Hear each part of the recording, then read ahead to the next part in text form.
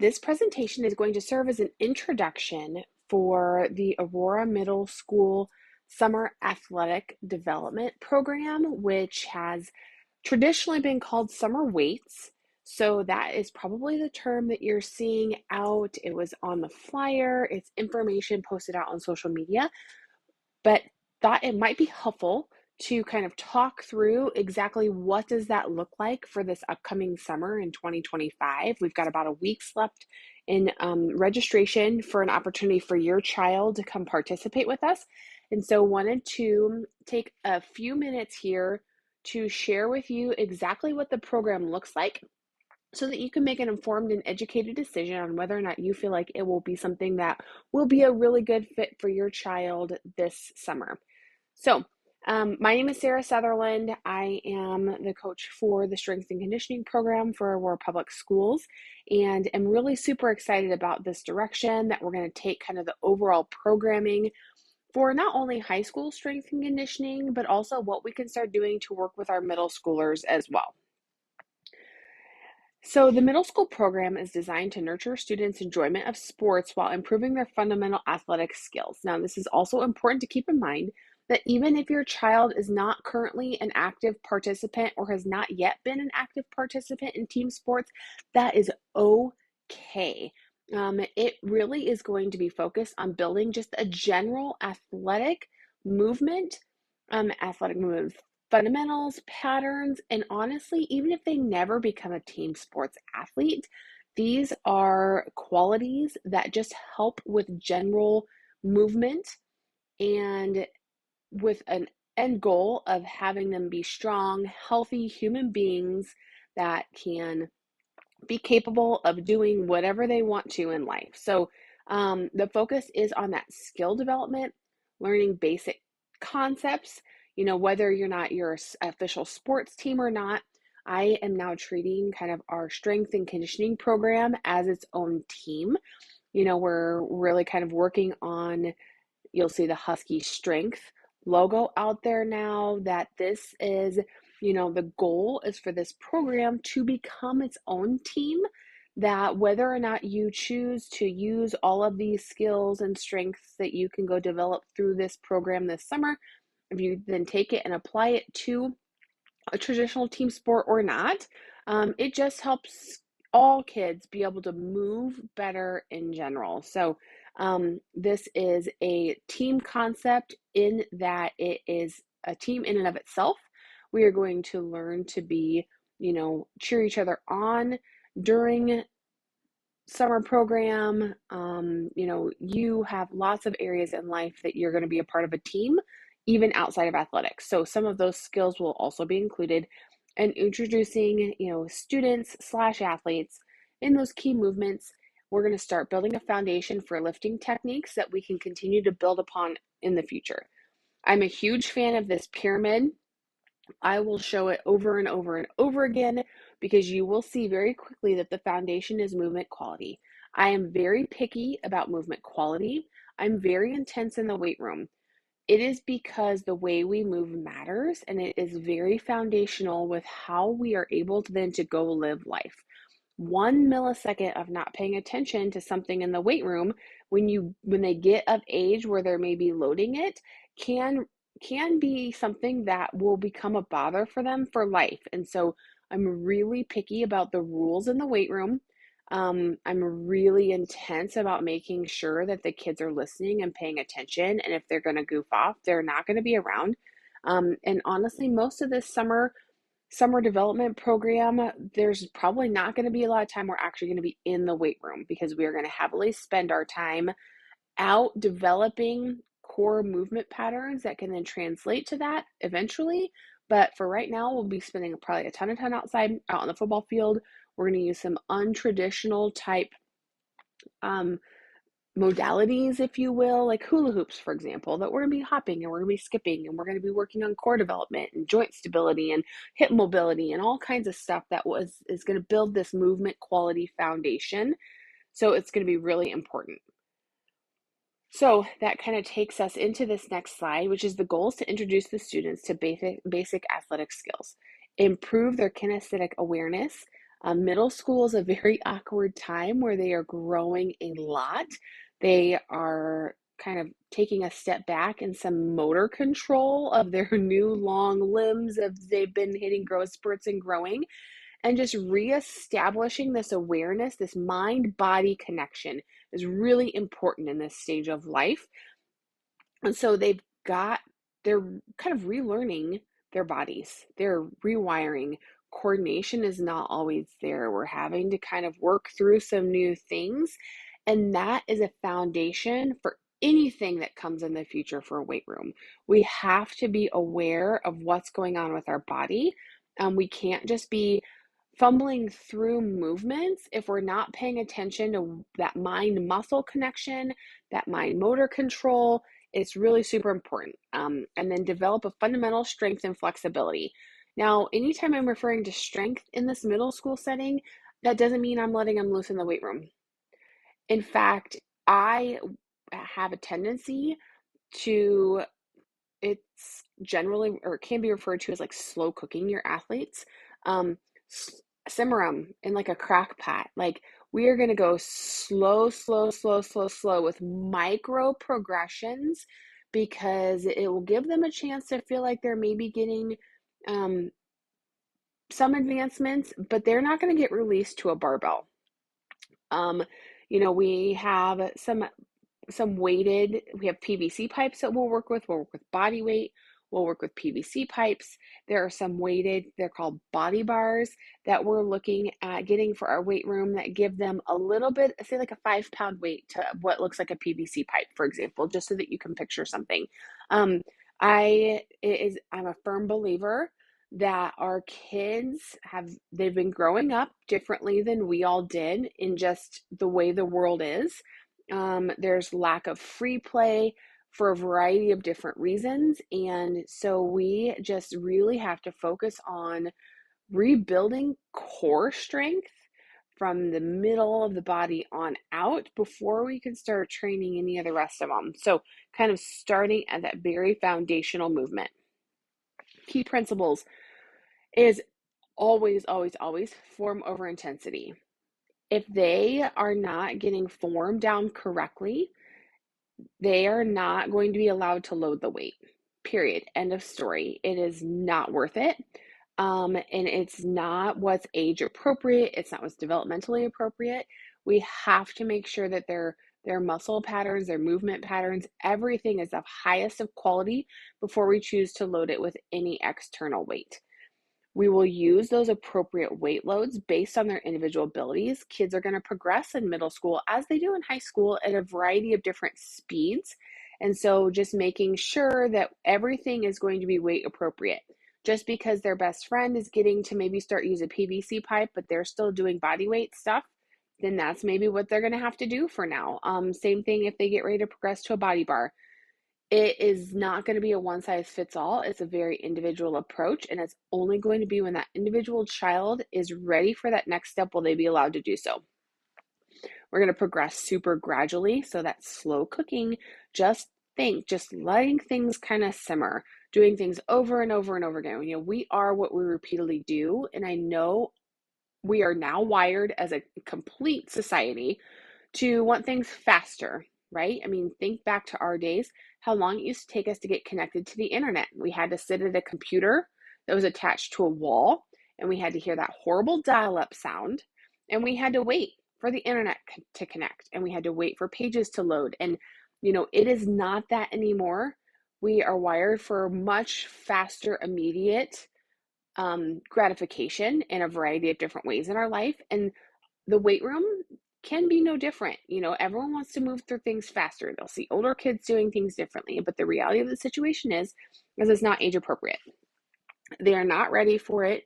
We can progress in different types of ways that is going to be safe, but it's going to be gradual, and that way we'll make sure that they do that. Now, it's also important to note is that progression doesn't always mean adding external weight. There's 7 different ways that you can increase the intensity and the progression of an exercise without it having to be just more weight is the answer. So that's obviously one of them, but you can do things that are different types of holds. You can change tempos, you can change ranges of motion, you can do so many other things. So just because I say progression, that doesn't necessarily mean automatically that it is going to mean that they're going to lift heavier. There's a lot of different ways that we can focus on adaptations of our body, of our muscles that don't require having to go up in weight. And so that is also what we will be using in middle school, is allowing for all those other types so that they can feel progression. They're doing things differently, but that doesn't mean it's going to be jumping straight to increasing the load.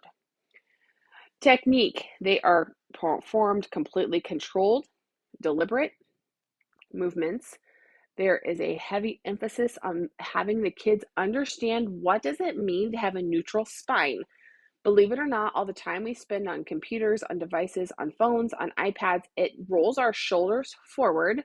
So we're getting kind of that tech neck, tech back, and it's starting with our young ones. So once we get into the weight room, understanding what does a neutral spine actually feel like and what does that do and how do I move that way is really super important. We're going to observe all of that correct form and make sure that they're performing everything with full ranges of motion. We also have really weak glutes generally because we have grown up sitting probably a lot more than we ever used to, which can just get our knees to internally rotate. If our knees are internally rotating, then our glutes aren't doing their work. So we got to work on strengthening that just to make sure that we are stay squatting correctly, for example. Making sure that each individual child gets adjustments to make sure that they're doing each movement correctly. The reason why I say that specifically with squats is because everyone does squat differently. And it is really important that with each child, we figure out, are they moving correctly? Do they have hip limitations? Is their ankle mobility off? Do they have some other weaknesses that are affecting their ability to squat? Everyone can go to a full range depth squat. It's just, what is a possible limiting factor? What can we put in place to help correct that? And sometimes it's just our bones. Stances will look very different to go different depths, and that's okay. Good news is I can find an alternate for absolutely everything. We can go through and figure out what's exactly going on, get full ranges of motion. Now, don't get me wrong, there will be times that maybe we only do half squats for different reasons, but the physical ability of being able to do things full range of motion is incredibly important.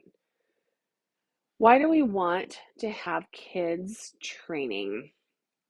We want to have kids training because it actually significantly reduces the risk of injury. If you are stronger, your bones are more dense, your muscles are stronger, your ligaments and your tendons can be more of assistance in keeping kind of your joints moving correctly. For your ligaments, you can do some different things with tendon strength. So, we want to be stronger. Being stronger makes us a more capable human being, even just through life in general. So, and then it also has a significant impact on reducing the risk of injury. I am not saying that it is unsafe for middle school kids to lift weights. That's been completely debunked, that it stunts growth. It's not good for them. Like, actually, it is completely safe for children of this age group to lift load-bearing exercises in the weight room. However, generally speaking, as an observation with the students I've been working with so far, our kids are just not there yet. They're severely lacking some core strength, primarily to start, and just making sure we've got that down first will progress them through as appropriate. But strength training is actually a really good thing. They're doing things in life that their body is having to absorb shock, jumping from trees, doing different types of activities. They're picking up heavy rocks and probably moving them around outside. Like, Our kids are doing things that they're picking up weights. It's not that the weight room is an unsafe place. It is just making sure that when they do get ready to do load-bearing exercises, that it is done safely and it's done so that NSCA is the National Strength and Conditioning Association, and those are the guidelines that I'm working to follow as we're kind of moving through all of this programming. And their recommended ratio for adult to student athlete is 1 to 10 in the middle school. So having one adult for every 10 students, and that's in the weight room. That ratio is just really challenging to do in middle school ages. And so that is also another limiting factor as to why I'm not going to just let them go on their own in the weight room, because if I can't properly observe each and every child, then we're not going to set them up for that. There's other things that we can do that are safer to be done in a group setting that all kids can benefit from while keeping them safe. Okay, here's another thing to keep in mind and rest. I know summers can be crazy. There's lots of activities, things are late. But this age, it is so important that they're sleeping. It is so important they are growing. They've got so many other things that are happening with their bodies as they're changing. Rest is really, really, really, really, really, really important. This age group, 14 to 17-year-olds, and so this is still like the 12 and under. I mean, their general recommended guideline for this age group is 9 to 11 hours of sleep every single night. So the more you can get your child to know that rest is going to be helpful to them, the better off they're going to be. Okay, so for this summer, this is what the middle school schedule looks like for both June and July. Middle school only session is 8:20 to 9 a.m. So if they can come in the mornings, it's Monday through Wednesday, which is what it's traditionally been, Monday, Tuesday, Wednesday at 8:20. We'll meet on the turf. We'll either do stuff in the gym or stay outside, all age appropriate, focusing on the fundamental movement patterns and getting them where they need to be to build that solid foundation for the years to come. There is an option in July for any middle schoolers that do detassel that they can come to the all ages session from 5:30 to 6. This is just 30 minutes. And before they have been in with the regular workouts, this year I'm probably going to have a circuit that they're going to repeat just the same stuff. We're going to keep them paired out probably from the rest of the high schoolers workout, just because we'll be working on different things this year with middle school. So, but that time frame does open up for them in July, and that is really, really geared toward anyone that's going to be detasseling. The preference will be that if it works for them to come in the mornings, that's going to be the best time slot for them to come. Okay, in an effort to establish some really good habits, we're also incorporating this year as a post-workout, they get a choice of a bar or a shake. The reason for that is post-workout nutrition is really super important, and the sooner we can get them in the habit of fueling their bodies, the better. Registration is now live. If you go to aurorasports.org/registration, aurorasports.org/registration, there's a summer weights option, as well as actually a variety of other activities going on this summer that are currently open for registration too. So if you have used Aurora Sports before to register your child for an activity, simply go to the very bottom. It says click here to sign in. Sign in there. If you have not yet used the platform to sign up for something, then just create a new account, and then you'll be able to have it moving forward using that. We are going to communicate everything through classrooms this year. So through the Aurora Public Schools app, it's going to be set up as a classroom once registration closes. That way, any announcements or anything like that can be communicated with you that way. So if you have any questions, please don't hesitate to reach out to me. I'm here. I'm a resource for you. You know, parent-coach relationship is really super important for these athletes to make sure they're getting support in all the different areas that they need. So please reach out. Let me know what questions you have. Here's my contact information. It's just ssutherland at 4rhuskies.org. And I will be happy to help you, put you in the right direction, answer the questions for you. And I really look forward to the opportunity of working with your child this summer.